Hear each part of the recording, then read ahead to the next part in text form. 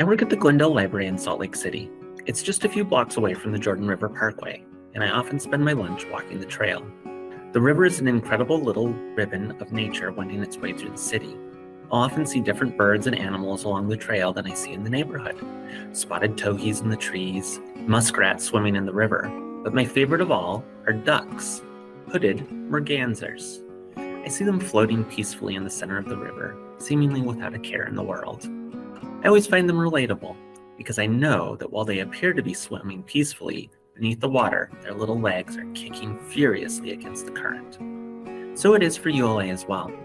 Even when everything is going well, beneath the surface there's a lot happening that isn't always clear to an outside observer.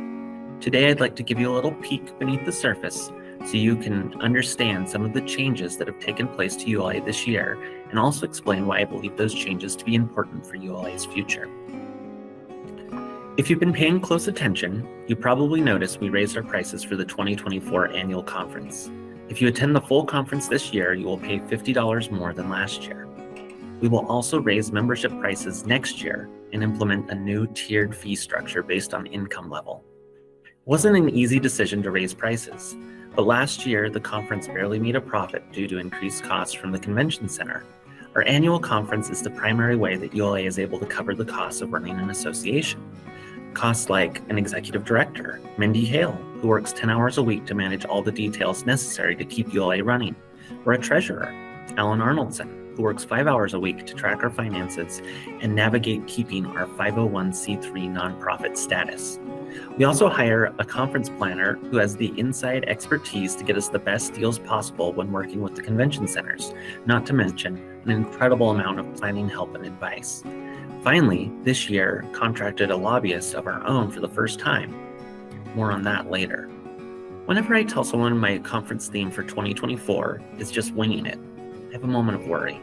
It's easy to conflate winging it with spontaneity necessitated by a lack of planning. For me, it's the opposite though. I like to plan as much as I can. However, no matter how much I plan, there are always elements I couldn't anticipate. All of the planning helps give me the tools I need to improvise in the face of a new situation. Budgeting is an area where I'd never recommend going in unprepared.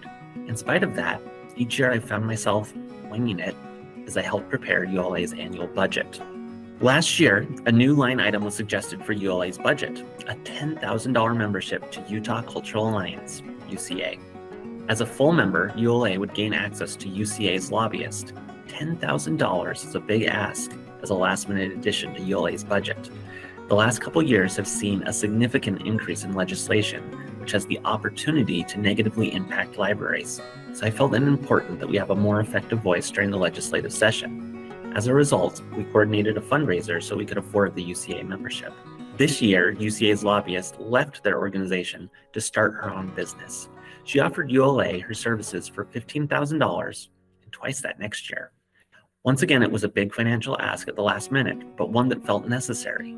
Many state associations hire lobbyists, including significantly smaller state associations like Idaho and Wyoming. So if they can fund a lobbyist, so can ULA.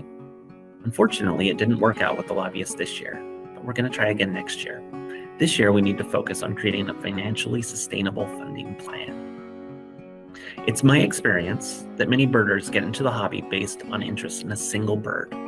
For me, that bird was our local blue jay, the western scrub jay. I love the way their feathers glint metallic blue in the sun. I love their raucous calls, but more than anything else, I love watching them catch food. If you put out a stack of peanuts, a jay will happily take every single one at a time, and hide them around the local area. The jay stashes the nuts in trees, or on top of telephone poles, under leaves, and in bushes. The jay might even push them down into the dirt. Jays have developed an incredible memory as an adaptation to make it through the winter when food is scarce.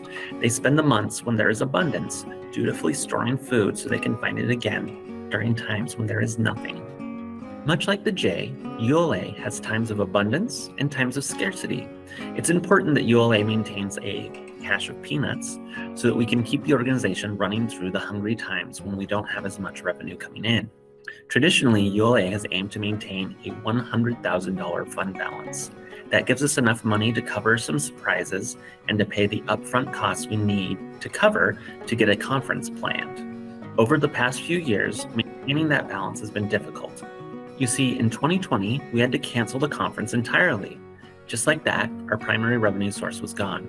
In 2021, we hosted a virtual conference, which we took a loss on. Surprisingly, it's a lot harder to turn a profit on a virtual conference than an in-person one. Here's a look at our fund balance over time in recent years.